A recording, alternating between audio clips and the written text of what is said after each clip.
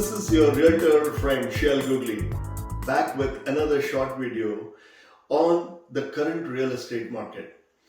So the higher borrowing cost has led to a 49% decline in the sales. So the number of units sold went down by almost 49%. But the new listings also dropped drastically, because of which the prices have been propped up. So that is one of the main reasons why the prices have stopped declining.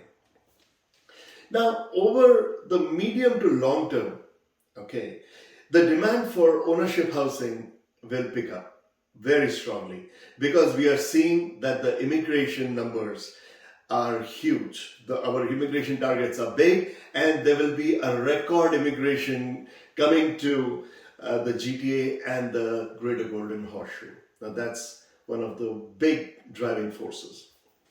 Secondly, we have to see what happens to the More Homes Built Faster Act, which was just presented by the provincial government.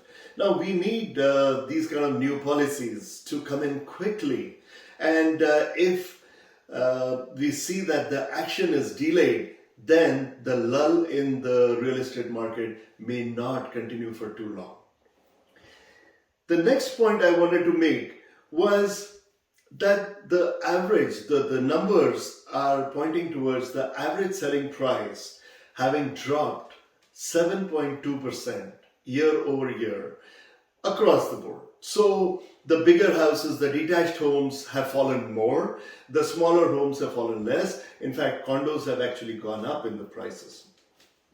Surprisingly, interesting trivia, the semi-detached homes have fallen more than the detached homes.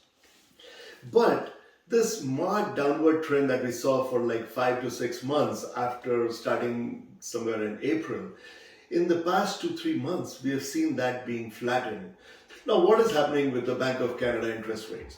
We saw an increase of 0.5% just 2 days ago, and they are expecting that the prime might rise to about 7% in the first quarter of 2023. So the mortgage rates, I'm just giving an approximation, might go up to 6.5%. Now, the silver lining is that end of 2023, beginning of 2024, they are expecting the inflation and the other reasons because of which Bank of Canada is raising the interest rates, they will also bring it down. And what is being spoken about is that they will bring it rapidly down. Now, what does that mean for the buyers? Now, this is the most important point that I want to make. That today, let's say in the first quarter of 2023, the mortgage rates are 6.5%, and say in 2024 or mid 2024 it goes down to 4.5%. So that means there is a gap of say 200 basis points, which I have just done the calculations, which actually translates into about $120 per every $100,000 per month. Now for a $600,000 mortgage, it means around $17,000 to $18,000 in extra costs for 2 years.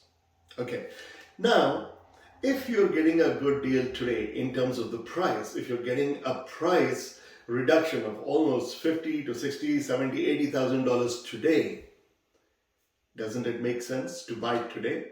Because eventually you'll still end up making money. Now remember, I'm also assuming, which is a very fair assumption, that as the interest rates start going down, the prices are going to start going up very fast. So this was a sort of a summation of what is the situation in the market. And I know because of the paucity of the time, I had to hurry a few things. Please feel free to call me. You know that your call is very important for me. I will be more than happy to answer any questions that you have. And I'll end by wishing you all a very happy and a healthy holiday season. Thank you.